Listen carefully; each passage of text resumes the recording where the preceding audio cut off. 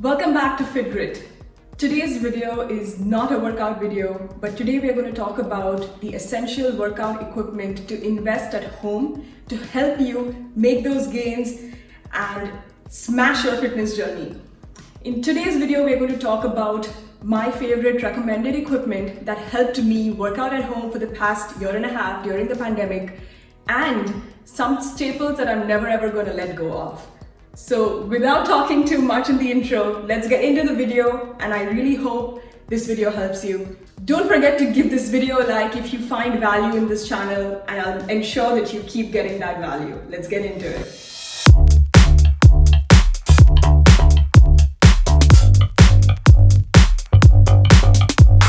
The first piece of equipment that I want to talk about will be dumbbells, and I want to talk to you about two categories of dumbbells. One, which are the adjustable, really compact but expensive pair of dumbbells, and the other ones which are free weights, which you can get anywhere in any Walmart, Target, online on Amazon. And I want to talk to you about the difference between these two. These are the pair of free weights that I have for the past 4 years now. This one is a 5-pounder and this one is a 10-pound dumbbell, and I use both these weights on a daily basis almost for specific exercises. One of the biggest advantages of free weights are that they're easily available, they are not that expensive, and you can definitely overload based on your personal requirements. So for example, in the adjustable dumbbells, if you don't see yourself using the 40 or the 50-pound weight plates, then in that case, buying individual free weights might be more beneficial to you. So you can only buy 5, 10, 15-pound of dumbbells depending on your use case. It's important to understand that the equipment you buy is just for you. So you want to be comfortable with it. You want to feel empowered to train when you're using that equipment. This beast is the Power Block. And these dumbbells basically range from 4 pounds to 32 pounds. They're adjustable, and all you need to do is remove the clip and remove the weight plates as you need it. What I like about adjustable dumbbells are they are very compact to store, and you can move very easily with them, especially if you're moving houses. And they give you the benefit of implementing progressive overload in your resistance training workouts without thinking about how many pairs of dumbbells you want to invest in. So they are very cost effective in that way. However, they do tend to run expensive because they're so compact and easy to store. There are two brands that I'm aware of. One of them is the Power Block, which is the one I personally use and have absolutely no issues with. And the other one is the Bowflex, which I haven't had a chance to use, but it is one of the most popular manufacturers of dumbbells and fitness equipment.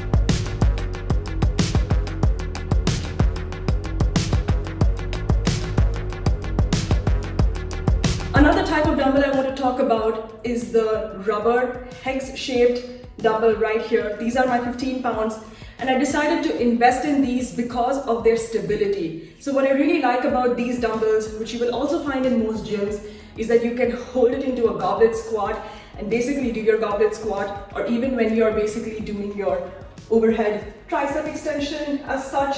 I find them very useful. This is something I can't do with my Power Blocks that easily because of the rectangular shape. And these are more stable as well when placed on the floor for any kind of renegade row exercise or dumbbell floor exercise if you're looking to do it. So if you have the space in your house for a gym rack, highly recommend investing individual pair of these guys. This is from Amazon Basics. I'm going to link everything that I'm talking about in the description down below. Moving on to the second essential equipment, highly recommend every gym enthusiast should have, would be the jump rope. Very versatile for cardio, especially if you don't have a treadmill or can't run outside like me on some of the rainy Seattle days. But this particular jump rope is very lightweight. It is non-cotton, so you can do really fast skips. I also love how the handles are ergonomic because you can hold them like that and you're not going to hurt your palms or your palms. Even if they're sweaty, I still see that there is a good grip on these. My third highly recommended item is actually non-negotiable, and that is two types of workout mats. One mat is the 7mm thick mat, which I basically use for my core exercises, especially the ones where I need to flush my lower back into the mat. as well as for any exercise that involves my knee touching the floor directly or my elbows touching the floor directly. like a plank exercise. So that is this particular mat, and I love how thick it is and how my lower back feels extremely protected when I am using this mat. The other type of mat that I'm talking about is this really thin but anti-slip mat, and this mat I use especially when I'm training with dumbbells and trying to perform exercises on my home floor. I've noticed that my floor is a bit slippery and I tend to lose grip on my floor, and that is why this particular mat is really helpful. I'm going to link it in the description. We don't need to worry about it right now. So even if you're sweating, even if you're jumping, this mat does not move, it doesn't wrinkle on the floor, and at the same time it gives you the confidence that you'd be able to kind of execute that heavy lift without worrying about your foot slipping on the floor. This is very important for beginner fitness enthusiasts, especially because having the right equipment really helps you focus on building the skill rather than worrying about your fitness environment. In the second part of this video, I'm going to talk about some of the optional gym equipments that you may or may not invest in depending on your budget, depending on what stage of fitness journey you're in. And so to begin that segment off, I'm going to talk about resistance bands.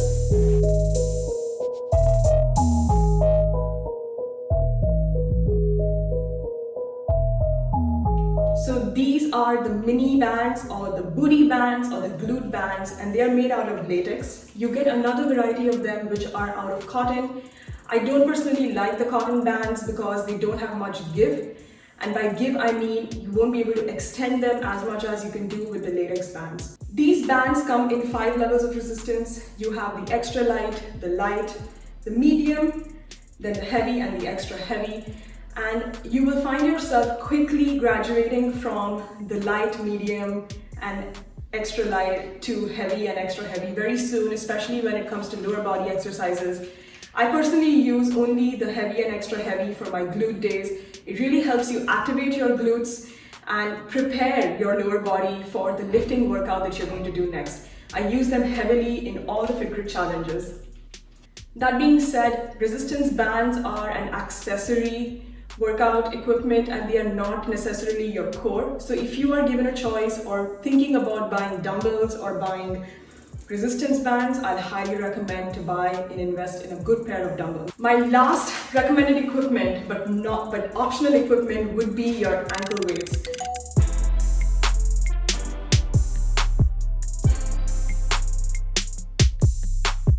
And the reason I put this in the optional category is because you really can do without them because they're primarily used to target your glutes as well as activate some of the smaller muscles in your legs. So technically the only day you would be using them is if you're doing accessory leg work.